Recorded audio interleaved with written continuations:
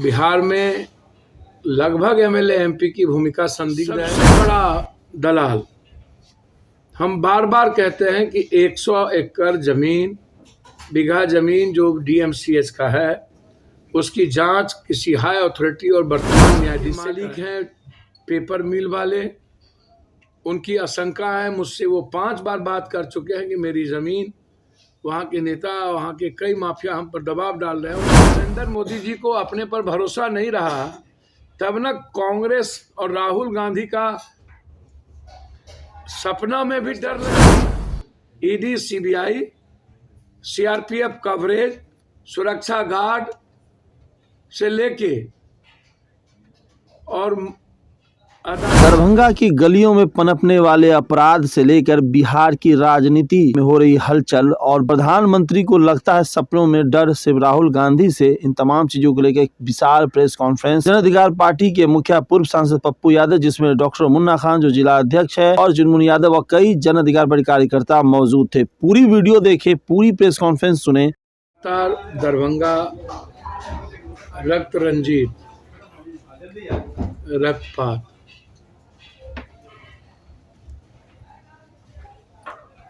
और सिर्फ अपराध और माफियाओं के लिए। मेरा सवाल पहले भी था, आज भी है, सारे जमीन माफिया, चाहे वो ABCD Z कोई हो, इन माफियाओं को पदाधिकारियों का और नेताओं का संरक्षण पूर्णतः प्राप्त है। प्रशांत हो, ए हो, जी हो, रंजीत हो, अंदन हो, बंदन हो, कोई हो, यहाँ पर और लगातार अपराध को जन्म देता हो। शूटर का काम शूट करवाने का,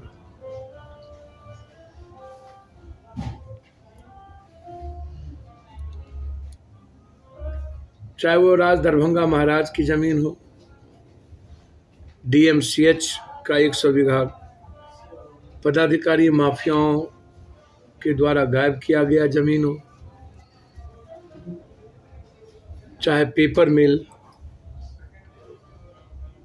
की सारी जमीन हो जिस पर गिद्ध दृष्टि लोगों की है, दिल्ली मोड़ से एयरपोर्ट से लेकर आगे तक, फिर सकड़ी तक, फिर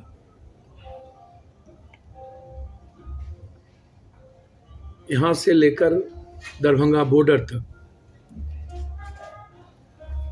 माफिया पदाधिकारी और नेताओं की गिद्ध दृष्टि जमीनों पर है, दूसरों की जमीन है, सरकारी जमीनों,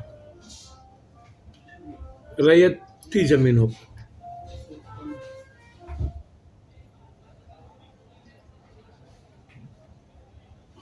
पटना पूर्णिया के बाद और गया के बाद अब पटना, पूर्णिया और दरभंगा, मुजफ्फरपुर सेकेंड हो गया है, हाजीपुर, दरभंगा, पूर्णिया दोनों जमीन माफियाओं की तूती बोलती है और जमीन माफियाओं के द्वारा लगभग सारी संस्थाओं को खरीद लिया जाता है। आवाज देने वाली संस्थाएं, ऊपर से नीचे तक, इन माफियाओं की गलतियों का कोई बड़ी मीडिया नहीं दिखा पाती। उनके नाम न्यायालय से छूट जाना, थाने में चार्जशीट नहीं होना, ऊपर से नीचे केस को दबा देना, अभी जो घटना घटित लगातार हो रही है, ट्रिपल मर्डर, फिर जेल में जहर दिया गया, और फिर एक मंत्री जी के पुत्र के द्वारा गलतियों को रोकने पर प्रधानाध्यापक और दूसरे परिवार को जेल भेज देना। यदि हम उस सीमेंट को दिखाएं आपको, जो मेरे पास है, गिट्टी ईटा 3 नंबर से भी बदतर। कोई भी व्यक्ति मंत्री का सम्मान करेगा, जरूरी नहीं है कि उनके पूरे परिवार का सम्मान। और जिस तरीके से एक परिवार पूर्व मुखिया को जेल भेज दिया गया, वर्तमान उसकी पत्नी का केस में नाम दे दिया गया और लगातार टॉर्चर, सरकार का धौंस दिखाकर, पदाधिकारियों का धौंस दिखाकर टॉर्चर करना, यह लोकतांत्रिक मूल्यों के लिए सही नहीं किसी भी कीमत। मैं अभी उनके यहाँ जा रहा हूं, मैं खुद ही निरीक्षण करूंगा।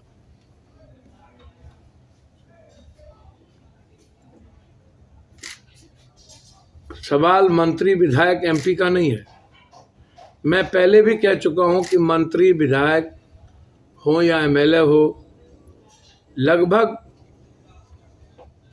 बिहार में लगभग एमएलए एमपी की भूमिका संदिग्ध है माफियाओं के साथ, बॉर्डर इलाके के धंधा करने वालों के साथ। सबको पता है कि बॉर्डर से क्या क्या धंधा होता है। लगातार पटना से, इस इलाके से पशु केमिकल को, मतलब बड़े बड़े पशु, जबकि बच्चे को नहीं ले जाना है, ये सभी चीजें मंत्री संतरी विधायक एमपी के बीच से चलती। बूढ़े को नहीं काटना है, बीमारियों को नहीं काटना है, सारे फैक्ट्रियों में जाना। मतलब विजय लक्ष्मी ने आकर के उसको रोक लगाया है।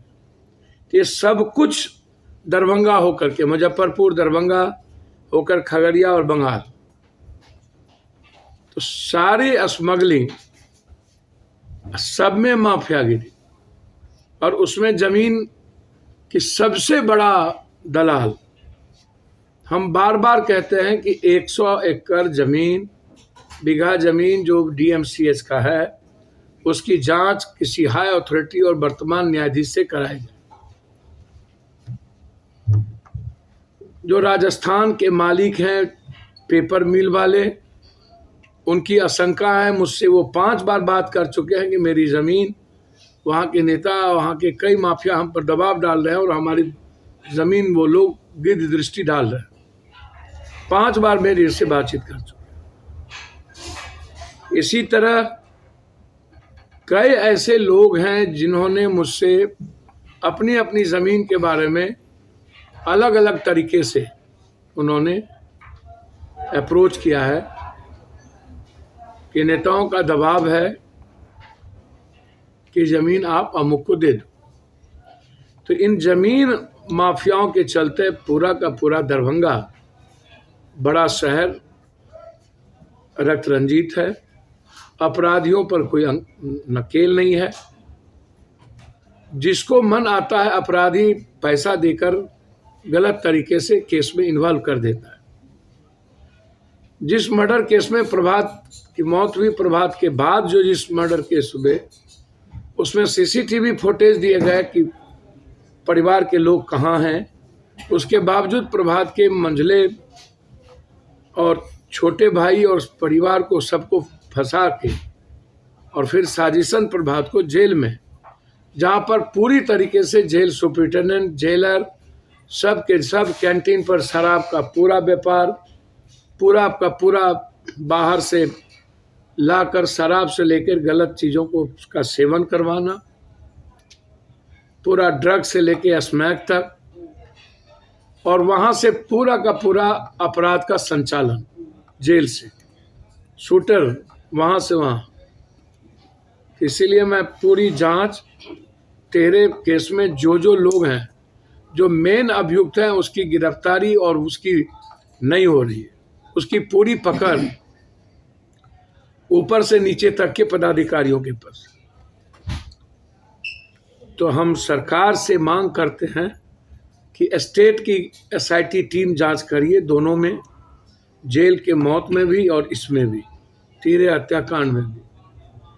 और कौन कौन लोग जमीन माफियाओं के साथ इन्वॉल्व हैं, सीसीटीवी फुटेज में ये लोग किन किन नेताओं से मिलते हैं, किन किन पदाधिकारियों से मिलते हैं, इन लोगों का कॉल डिटेल निकालिए, किन किन से इन लोगों के फ़ोन से किन की बातचीत होती है, इनका मोबाइल लोकेशन निकालिए, मर्डर के दिन कौन कौन उस रोड में मोटरसाइकिल से आए गए हैं उनका भी मोबाइल लोकेशन निकालिए, सीसीटीवी फुटेज निकालिए कि 2 घंटे तक कौन ऐसा अपराधी है जो लगातार उस रोड में मृत्यु के पैदे आगे पीछे चलता रहा।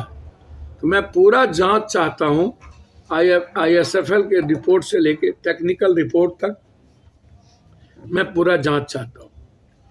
और इसी संदर्भ में मैं आपको बहुत क्लियर कहूँगा कि मैं लगातार दरभंगा के पहले भी टीरे हत्या घटना घटी थी तब भी, और लगातार मैं राज दरभंगा महाराज की ज़मीन से लेकर के DMCH की ज़मीन और यहाँ जो गलत तरीके से चीज़ों को परोसा जा रहा है जिससे पूरा दरभंगा अपराध और माफियाओं का और इंटरनेशनल, हमको लगता है कि एक क्रिमिनल जोन बन गया है।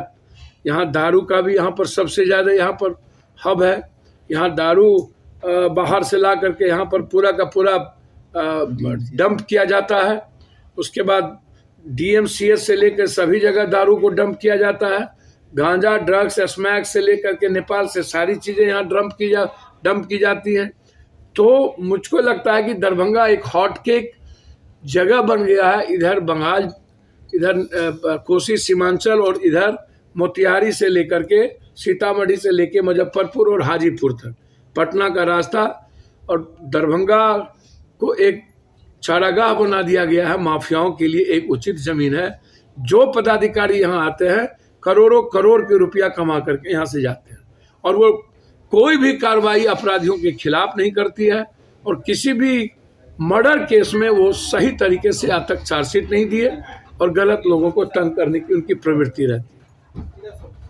एक दूसरी चीज़ जो सबसे एक ये जो महत्वपूर्ण था, दूसरी चीज़ मुझे एक बात कहने में बहुत खुशी हो रही है कि नरेंद्र मोदी जी का चमत्कार इस देश से, बीजेपी का चमत्कार और देश से खत्म हो गया। नरेंद्र मोदी जी इस दुनिया के सबसे बड़े बीजेपी भ्रष्टाचार की गंगोत्री का एक जनक बन गया। अब नरेंद्र मोदी जी, प्रफुल्ल पटेल, अजीत पवार, छगन भुजबल जिनको वो 9 साल जेल में रखे, नरेंद्र मोदी जी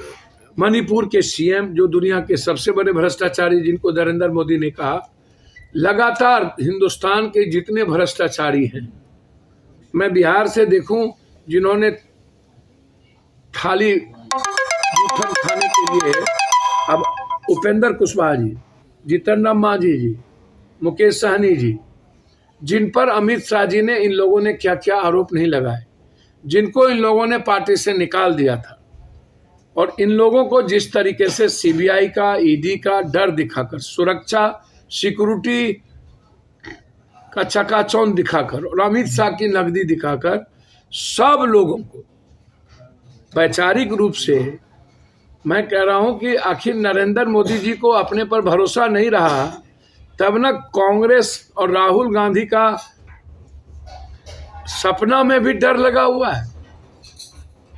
सबसे ज्यादा दुनिया में इतना खौफ मैंने धरती पर नहीं देखी कि एक व्यक्ति को सदन से भी, सड़क से भी, और लगातार मीडिया के द्वारा हमला, कभी परजीवी, दुनिया में मोदी से बड़ा परजीवी, पापा इन इंडिया, माँ के साथ 20 कैमरा लेके माँ परजीवी बेटा, भगवान का श्रेय देना, बिना कैमरा के मोदी से बढ़कर वर्ल्ड में इतना अपने पर 29 अरब से ज्यादा रुपया मोदी ने अपने एडवर्टाइजमेंट पर खर्च किया, जो हिंदुस्तान नहीं दुनिया में ऐसा आज तक कभी नहीं हुआ। और राहुल गांधी जी का इतना डर कि अब वो उन भ्रष्टाचारियों पर हम ले रहे हैं 2024 नरेंद्र मोदी प्रधानमंत्री बनने के लिए हिंदुस्तान का सारा तंत्र, ईडी, सीबीआई से लेकर आरबीआई से लेकर मोदी से अमित शाह, अदानी अंबानी से लेकर सारी संस्थाएं को लगा दी गई और सारे हिंदुस्तान के भ्रष्टाचारियों को प्रधानमंत्री बनने के लिए अपने साथ खड़े कर लिया गया। अब वो भी भ्रष्टाचार की बात करते हैं। शुभ बाजे तब बाजे, चलनियों बाजे है। बीजेपी को पहले यह बात करनी चाहिए कि जिस 77,000 करोड़ का घोटाला, सहकारिता घोटाले से लेकर जिसको 5 साल, 6 साल, 9 साल आप जेल में रखे, क्या क्या छगन भुजबल के बारे में बीजेपी ने नहीं कही, मानिक राव के बारे में क्या नहीं कहा, अब व्यापम घोटाला से लेकर ना जाने हिंदुस्तान के किन किन घोटालेबाज से और हिंदुस्तान के टैक्स का सारा पैसा। तो सबसे पहले तो इस्तीफा बीजेपी देश के पीएम देंगे ना, अमित शाह जी देंगे ना, गृह मंत्री देंगे ना। लगातार जो हालात हैं इस देश में, उसमें अब नरेंद्र मोदी जी के चुनौतियां पार सिर्फ भ्रष्टाचारी, ईडी, सीबीआई, सीआरपीएफ कवरेज, सुरक्षा गार्ड से लेके और अदानी का पैसा, बस इतना ही भरोसा। नफरत तो एक लगातार उनके साथ चल ही रहा है। इसीलिए आज के डेट में जो केसेस राहुल गांधी जी को खत्म करने की जाति विशेष, तो भाई महात्मा गांधी तो देश के सबसे बड़े, हर आदमी महात्मा गांधी से रिलेटेड है, उससे जुड़ा हुआ है। फिर नाथूराम गोडसे को आरएसएस और बीजेपी वाले जिस तरह परोस रहे हैं, तो तब तो सब आहत हुए हैं। तो सबसे बड़ा केस तो बीजेपी और आरएसएस पर होना चाहिए। महात्मा गांधी देश और दुनिया का आइकॉन है और उनको मारने वालों को जिस तरीके से परोसा जा रहा है, उसकी गणेश परिक्रमा कर रही है, तो देश के 140 करोड़ लोगों को सबसे ज्यादा ठेस पहुंचा इन मुद्दों से। जितना गाली गलौज बीजेपी करती है, इसीलिए मैं समझता हूं कि जो लोग इस गलतफहमी में हैं, अब चार्जशीट की बात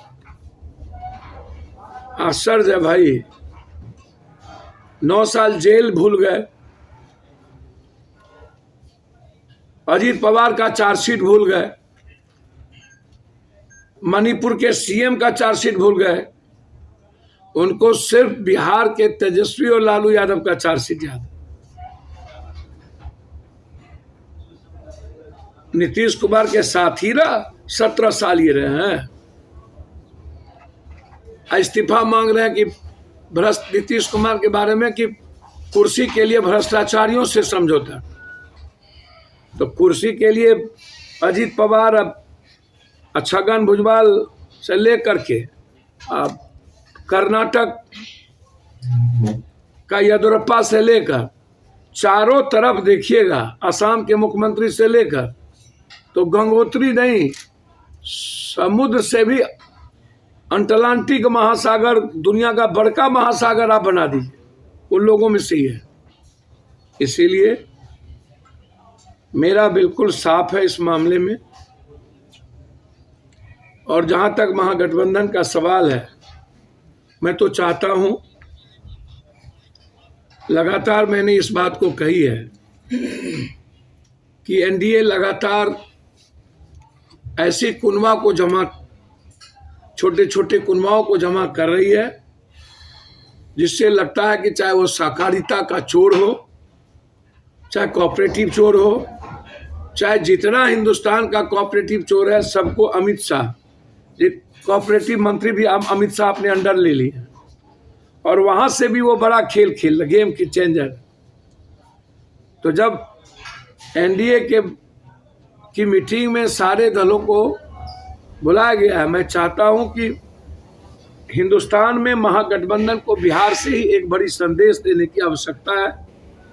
सबसे पहले नीतीश कुमार ने एक प्रयास को जो शुरुआत की, जिसके लिए वो धन्यवाद के पात्र हैं।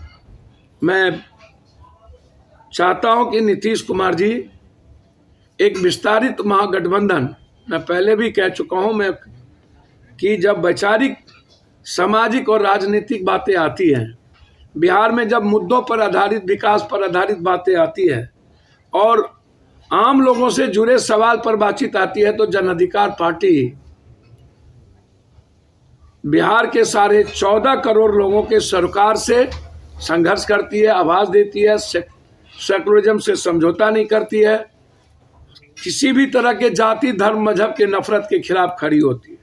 चाहे वो दरभंगा में, बगल में मधुबनी में बड़ा नरसंहार हुआ था तब हो, चाहे जो भी ऐसी घटना घटी हो, तो जन अधिकार पार्टी लगातार जब एनडीए और मोदी मीडिया के द्वारा हमला हुआ महागठबंधन पर, तब पप्पू यादव और जन अधिकार पार्टी सशक्त विपक्ष की आवाज बनी।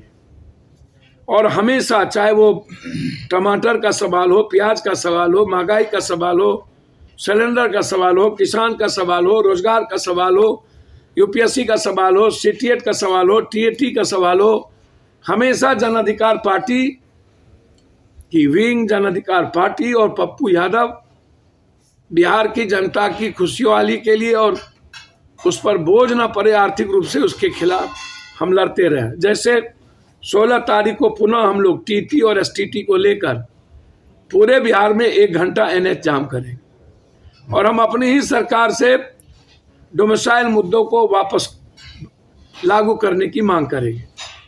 23 तारीख को रेल चक्का जाम पूरे बिहार में। बीजेपी वो बीजेपी है जो आज नाटक कर रही है। ये 17 साल नीतीश कुमार जी के साथ सत्ता में रही। मैं तो चाहता हूं कि बीजेपी के जितने विभाग हैं सबकी जांच निगरानी से, और सुशील मोदी से आग्रह करूंगा कि आपके पास वित्त विभाग था और खनन विभाग भी था, आप पत्र लिखकर अपने विभाग की जांच करा लें।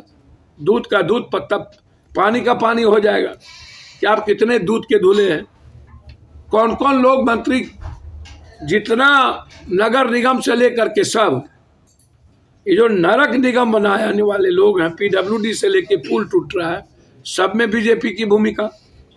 सारे बड़े डिपार्टमेंट बीजेपी के पास थी। तो हम तो अपने सरकार से चाहेंगे कि पूरी ऑडिट हो जाए, जांच हो जाए, हर तरह की घोटाले का पता चल जाएगा और लूट का पता चल जाएगा, इन लोगों ने बिहार को कितना लूटा है और लूटने में कितनी भूमिका है। इसीलिए हम चाहते हैं कि महागठबंधन भी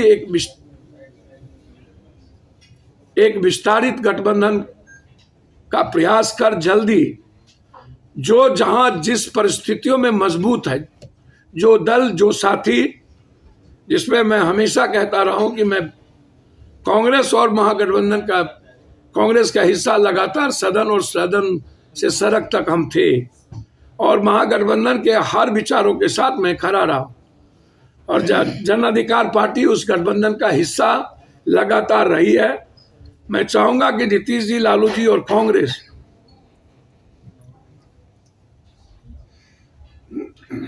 जितना जल्द हो सके बिहार के महागठबंधन को विस्तारित कर सीट विचारधारा वाली पार्टी और जो जीतने वाले लोग हैं उनको देकर के बिहार से ही सबसे बड़ा चैलेंज 2024 के लिए खड़े हो और यहां से निकले। बस इतना ही। एक लास्ट, एक दो मात्र दो है।